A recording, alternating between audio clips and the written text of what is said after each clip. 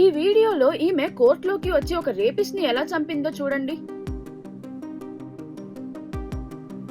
తన 7 ఏళ్ల చిన్నారిని రేప్ చేసి చంపేసిన ఒక అతన్ని మరియానా బెట్మేయర్ అనే ఒక జర్మన్ మహిళ కోర్టులో షూట్ చేసి చంపేసింది అని చెప్తూ సోషల్ మీడియాలో ఈ వీడియో షేర్ చేస్తున్నారు.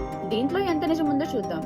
వాస్తవానికి ఈ క్లిప్ ఒక జర్మన్ మూవీలోది, నిజంగా జరిగిన సంఘటనది కాదు. 1984లో రిలీజ్ అయిన no time for tears the Bachmeier case అనే మూవీలోని క్లిప్ ఇది. కాకపోతే ఈ మూవీ ఒక రియల్ ఇన్సిడెంట్ ని బేస్ చేసుకుని తీశారు. వెస్ట్ జర్మనీకి చెందిన మరియానా బెట్మేయర్ అనే ఒక మహిళ తన 7 ఏళ్ల కూతురు యానాని రేప్ చేసి చంపేశాడని ఆరోపణలు ఎదుర్కొంటున్న క్లాస్ గ్రబౌస్కీ అనే వ్యక్తిని 1981లో కోర్టులో కాల్చి చంపేశారు.